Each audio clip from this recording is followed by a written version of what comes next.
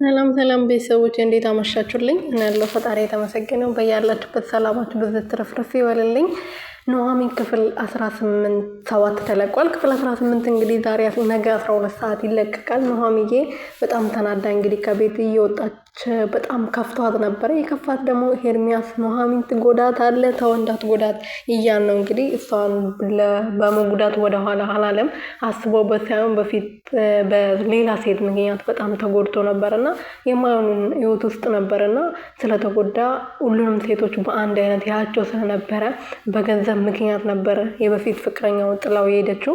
በዛ የተነሳ እንግዲህ እኔ ከዚህ በኋላ ምንም ህይወት የለኝም፣ ስለዚህ ገንዘብ የማገኝበት መንገድ ብቻ ነው እኔ ማሰብ ያለብኝ ብሎ በወሰነ ሰዓት እንግዲህ የገዛ ፍቅረኛው በገንዘብ ብላ ጥላው ከሄደች በኋላ በማይሆን ሴቶች ሴተኛ ዳሪ ሴት ጋር ማደር ጀመረ። ብዙ ነገሮች እኛ ምክንያት አለው ሄርሚ ያለ ምክንያት እንደዚህ እዚህ ነገር ውስጥ አልገባም ብለን ብዙዎቻችን እያወራን ነበረ።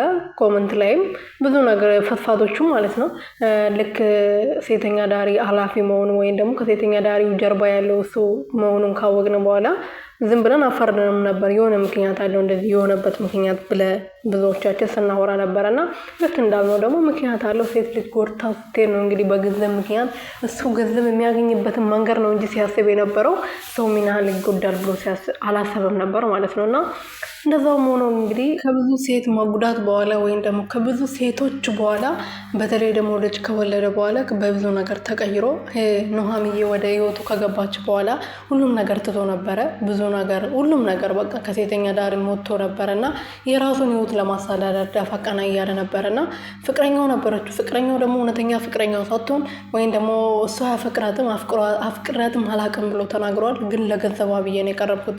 እሷ ደግሞ እኔ ስለምታፈቅረኝ ከሌላ ወንድ ከሀብታም ልጅ ወይም አፍቅሬያለሁ ብላ ከሱ ጋር የሆነች ገንዘብ ታመጣ ነበረ። ይሄ ሁሉ ነገር የሷ ነው የኔ አይደለም፣ የኔ 1 ሳንቲም የለም ብሎ አስረድቷታል።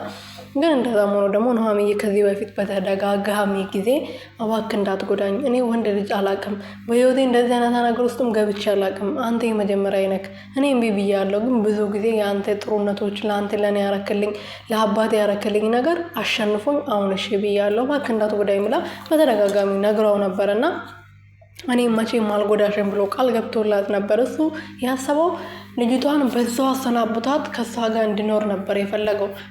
ባለፈው ክፍል ሲያወራ ነበር ምን አለበት አንድ ገንዘብ ሰጠሽኝ ከዛ በኋላ አንቺ ከህይወት ያወጥቼሽ ኑሐሚዬና የመሰለች ሴት አግብቼ ደስተኛ ሆኜ ብኖር ምን አለበት ብሎ ሲያወራ ነበር ብቻውን ማለት ነው። ግን እሱም አልተሳካለትም። ገንዘብም ሳያገኝ ወይዘሮ ገነት መጣች።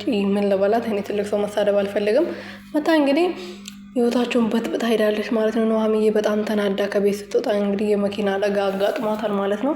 አትጎዳም ብዬ ተስፋ አደርጋለሁ። አባቷም እንደዚህ ተጎድቶ ገና ከሆስፒታል ሳይወጣ እሷ እንዳትገባ እኔ በጣም ፈርቻለሁ። ለማንኛውም የኔ ውድ ቤተሰቦች